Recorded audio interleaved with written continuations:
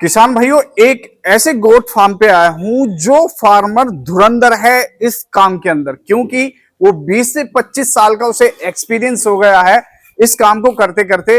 वो यहाँ पे बीटल पाल रहे हैं, सोजत पाल रहे हैं और भी 3-4 यहाँ पे वैरायटी है अलग अलग सारी। इस तरीके से यहाँ पे मैनेजमेंट इन्होंने कर रखा है जो आप देख के कहने वाले हैं कि भाई सही में कुछ मैनेजमेंट है।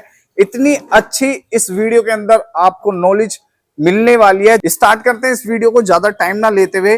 तो चलिए किसान भाइयों, जान लेते हैं इसके बारे में। नमस्कार सर। नमस्कार जी। सबसे पहले आप सर अपना परिचय दीजिए। जी, मेरा नाम इकबाल है जी। ये गोट फार्मिंग आप कब से कर रहे हैं?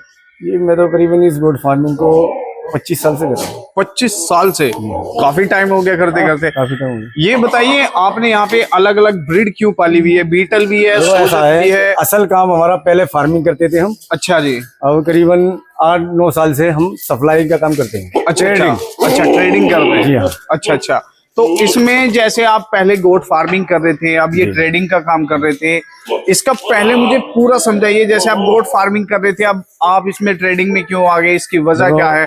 अगर जैसे आपसे पहले ही इसकी बात करी जाए कि भाई गोट फार्मिंग कैसे की जाती है, इस पे चर्चा की जाए, तो इसके बारे में बताइए पहले। देखिए, वजह आपने पूछा था क्या? ट्रेडिंग का ये फार्मिंग करने के बाद आपने क्यों कराई? हाँ। देखो, फार्मिंग पहले हम करते थे तो हमारी डिमांड बढ़ने लगी माल की। जी। जब माल की डिमांड बढ़ने लगी तो हमको इतना टाइम नहीं था कि हम फार्मिंग भी करें। बिल्कुल। अब हमारे पास काफी ऑर्डर आने लगते हैं, काफी और माल जाता है। महीने में समझो 700-800 माल हमारा चले जाता है। हाँ। और हर व्यक्ति की अपनी अलग अलग क्वालिटी की मांग है। हाँ। कोई किसी को बरबरी चाहिए, किसी को सोजत चाहिए, हाँ। किसी को जखराना, किसी को जमनापारी, किसी को बीटल, अलग अलग, किसी को सुरोई। हाँ। तो इतना माल तो हम पाल नहीं सकते जी। और पालेंगे तो फिर इतनी मतलब जल्दी जल्दी हम सप्लाई भी नहीं कर सकते। अच्छा। इसके लिए काफी बड़ा फार्म बनाना पड़ेगा।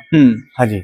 तो हमारा क्या है कि हम छोटे छोटे जो भी हमारे फार्मर है, हम उनसे माल कलेक्ट करके लाते हैं। अच्छा। अपने यहाँ पर रखते हैं, वैक्सीनेटेड करते हैं, फिर उसके बाद में माल को आगे देते हैं। आप ये कह रहे हैं कि भाई जैसे कोई किसान छोटा या फिर कोई गोट बड़ा फार्मर हो, किसान हो, जो भी आप नया फार्म स्टार्ट करना चाहते हैं, हाँ, वो हमसे संपर्क कर सकता है। संपर्क करके और माल के लिए सीख सकता है, सीख भी सकता है, माल भी ले सकता है। हाँ, जो भी उसको चाहिए वो सब कुछ। आप ट्रेनिंग देते हैं? ट्रेनिंग भी देते हैं और ट्रेडिंग भी करते हैं, दोनों काम है हमारे। तो इससे फायदा किस तरीके से आप ले रहे हैं? और कोई किसान भाई जैसे आप ट्रेनिंग देते हो कैसे ले सकता है? देखो, ट्रेनिंग का विषय अलग है और ट्रेडिंग का विषय अलग है। अच्छा। जैसे कि कोई बिल्कुल नया बंदा है, उसका फार्म वगैरह कुछ नहीं बना हुआ, तो उसको पहले ट्रेनिंग लेनी पड़ेगी। अच्छा। ट्रेनिंग लेने के बाद में थोड़ी नॉलेज होनी चाहिए, थोड़ी जानकारी हो जाएगी, जिससे कि हम जानवर कैसे ले जाएं, किस तरीके से बीमार हो जाएगा जानवर, उसको इंजेक्शन वैक्सीन लगानी है, किस तरीके से इनको डिवार्मिंग करना है। मतलब ये है कि पूरी नॉलेज हो जाती है कि हम फार्मिंग कर रहे हैं, किस तरीके से करें हम। तो सर मुझे ये बताइए, जैसे आज के टाइम में एलिवेटेड फार्म काफी चर्चा में है, आपने नीचे पाले हुए हैं, फिर उसमें कहते हैं कि भाई उसमें साफ सफाई भी काफी अच्छे से रहती है, टाइम कम स्पेंड होता है। इसमें देख रहा हूँ काफी तो गंदगी है नीचे, और फिर ये तरीका भी जो बिल्कुल अलग है उससे। पैसे वालों का अपना अंदाज है, हाँ, और गरीब का अंदाज अपना अलग है।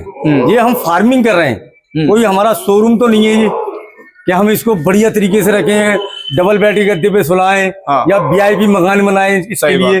भाई आप इतना पैसा फार्म बनवाने के लिए खर्च कर रहे हो, और जब माल लेने की बारी आती है तो आप क्या करते हैं कि कोई मद्दी किस्म की बकरियां ले लेते हैं, फिर वो फार्म पे जाके मरने लगती है, फिर वो आपका फार्म बंद हो जाता है। अच्छा। असल उस पे लागत लगाने के बजाय फार्म पे आप अगर बकरियों पे लागत लगाए किसान भाई, तो वो बेहतर है।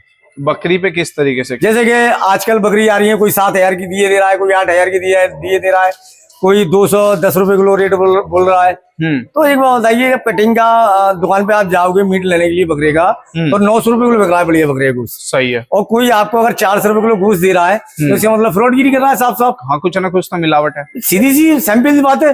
25 साल का आपको एक्सपीरियंस। हाँ, ये बताइए कि भाई जैसे डिमांड होती है सबसे ज्यादा, कि भाई जैसे आपको इतना टाइम हो गया तो आपको भी पता होगा कि सबसे बेस्ट ब्रीड कौन सी? देखो, सबसे बेस्ट ब्रीड अपनी अपनी जगह सब अच्छी है। अच्छा। किसी को खराब नहीं बता सकते, अपनी अपनी जगह पे सब अच्छी हैं, पर क्वालिटी के ऊपर है।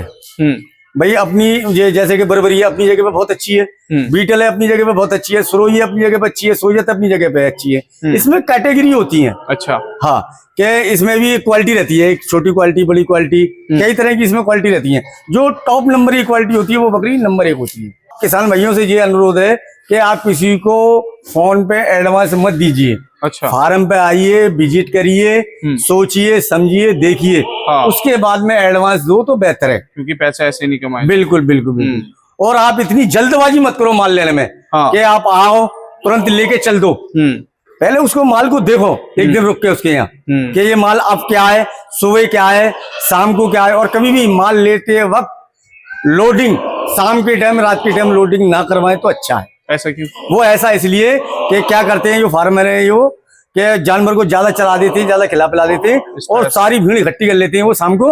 और किसान भाई अकेला आता है, वो बाहर का लोग है, तो सब लोग इकट्ठे हो जाते हैं, उसको उल्टा सीधा सब पेल देते हैं। ये हटा देता है, वो किसान भाई की समझ में वो हटा दिया उसने, दूसरा आएगा फिर मिला देगा उसको। सही।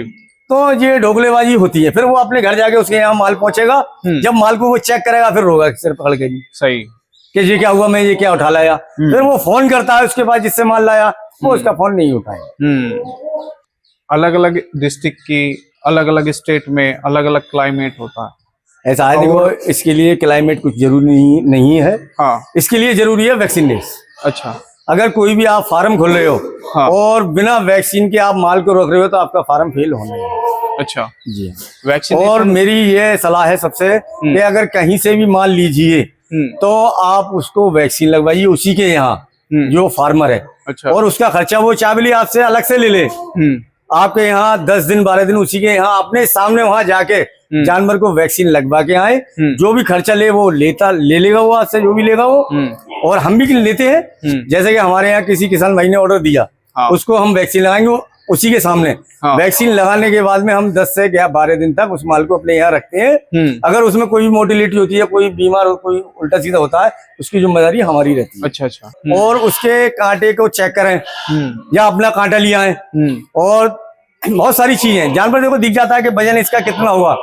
अगर आपको नेक भी डाउट दिख रहा है तो उस कांटे को चेक कर लें और इस जानवर को चेक कर लें। उसे कितनी बकरी से शुरू करना चाहिए? अब देखो कम से कम मेरी राय में तो 50 बकरी तो होनी चाहिए।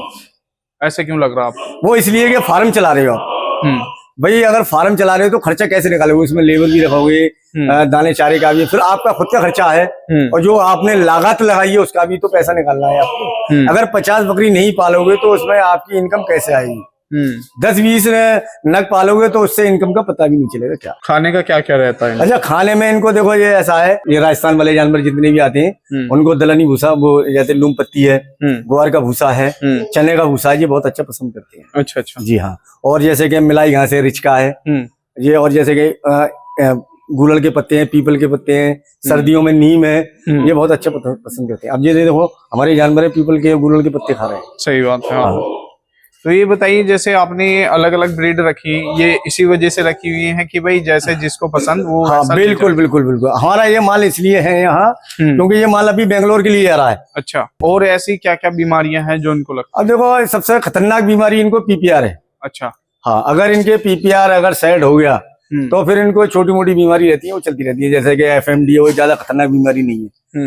ईटी है, ईटी प्लस टीटी है, वो होती है आपके मौसम के हिसाब से। जैसे कि जब खेत कटते हैं तो उसमें कुछ कीटाणु होते हैं, तो जो वो चारा खाते हैं खेतों का, उसके अंदर जो कीटाणु आते हैं वो पेट में जाता है जानवर के में, तो उसके लेंस और फेफड़े ये खराब हो जाते हैं उसके। अच्छा अच्छा। तो उसको बोलते हैं ईटी प्लस टीटी।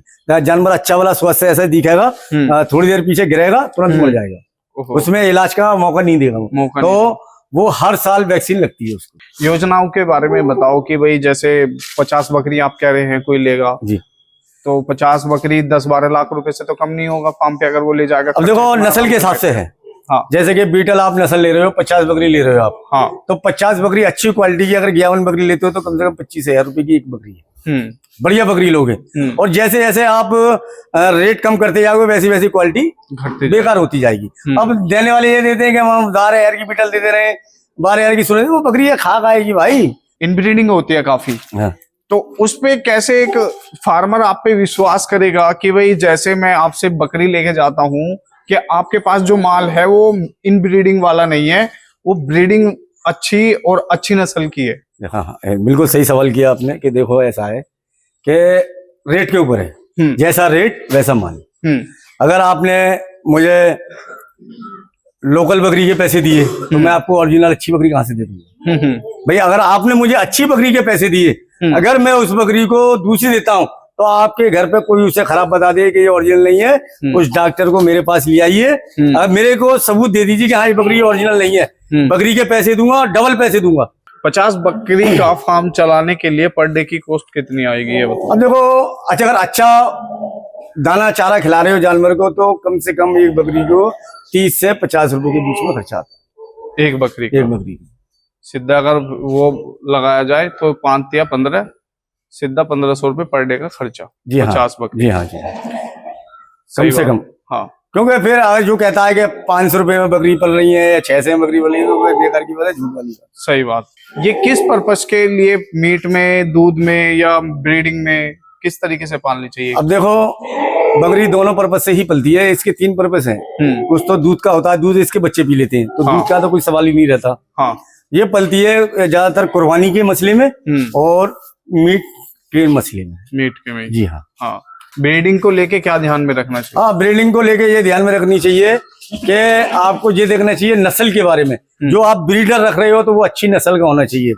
जो आप अपने फार्म के लिए जानवर रख रहे हो वो अच्छे नस्ल के होने चाहिए। अच्छे नस्ल के। जी हाँ, तो फार्मिंग आप सक्सेस कर सकते हो। देखो ऐसा होता है कि जो अच्छी चीज होती है ना आपके यहाँ, नायाब चीज, बिल्कुल, तो वो अच्छे दामों से बिकती है, हर एक किसी को पसंद आ जाती है। और जो वैसी चीज होती है तो आदमी क्या है कि बड़े रूखे मन से बन के चलो ठीक है ले लेंगे, अपने मनमानी पैसे लगाता है। सही बात। और जो अच्छी चीज होगी तो आपके मन माफिक पैसा मिलेगा उसका।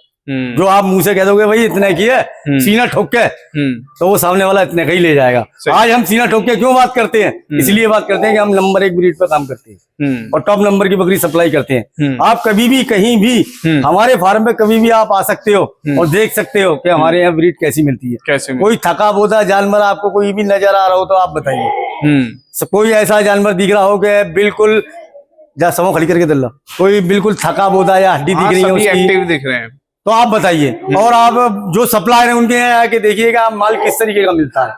किसी की हड्डी निकल रही है, कोई आड़ी चल रही है, कोई तिरछी चल रही है, कोई खांस रही है, कोई बीमार है, बहुत बुरा तरीका है, बहुत बुरा है। तो वो रीजन क्या है कि मंदी रेट। तो सर मुझे ये बताइए, जैसे आप कह रहे थे अभी बकरी अगर कोई लेता है तो वो प्रेग्नेंट ले, बच्चे ना ले, इसकी वजह क्या है कि भाई वो जाके वहां पे एकदम शुरू हो जाएगी, बच्चे पैदा करेगी, आपका फार्म और अच्छे से डेवलप हो जाएगा। दूसरा इसमें ये भी तो हो सकता है कि भाई जैसे हम ले जा रहे हैं वो स्ट्रेस में आके बच्चा गिर दे या फिर उसे भी कुछ ऐसी दिक्कत आ जाए, वो मर जाए। नहीं, बहुत बढ़िया सवाल करा आपने। ऐसा होता है कि देखो आप दूर के हो तो आप बकरी ऐसी लीजिए जो तैयार हो बकरी। अच्छा, मेरा कहने का मतलब यह है कि जो अडल्ट हो बकरी, जैसे कि उसकी उम्र करीबन 11 साल से ऊपर ही हो। 11 साल से ऊपर ही हो। 11 साल से लेके आप 2 साल तक की बकरी ले सकते हो, कोई दिक्कत नहीं। 2.5 साल तक की ले सकते हो। अच्छा, ठीक है, वो बकरी आप ले जाइए, उससे कह दीजिए मुझे खाली बकरी दे दे। जैसे कि भरी बकरी की कीमत है 51 बकरी की कीमत है 25,000 की, तो खाली बकरी की कीमत आएगी 20,000 की। बिल्कुल। तो ये आपको फायदा हो जाएगा। तो आप देख के कोई ऐसी कोई दिक्कत नहीं हो, बहुत अच्छी चीज है कि आप अपने यहाँ जाके 51 कराओ तो बहुत बढ़िया बात है। सही बात। पर बच्चे मत लो आप। बच्चे लेने में फिर 6 महीने पालोगे, फिर बड़ा करोगे, वो बहुत लंबा चल जाएगा, प्रोसेस हो जाएगा, बहुत लंबा हो सकता है। जी हाँ जी। तो इससे बढ़िया तो आप तैयार बकरी लो, वो बेहतर रहेगा जी। बहुत और नस्ल देख के लो, जो भी बकरी लो नस्ल देख के लो, अच्छी चीज लो।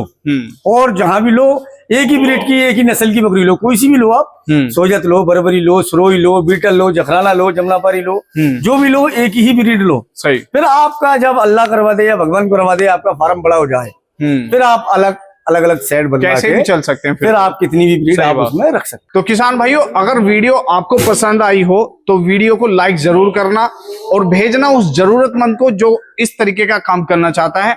मैं सर का यहाँ पे नंबर भी दूंगा, इनसे आप डायरेक्ट कांटेक्ट करके ट्रेनिंग भी ले सकते हैं। अभी के लिए बहुत बहुत धन्यवाद। जय हिंद, जय भारत और जय किसान।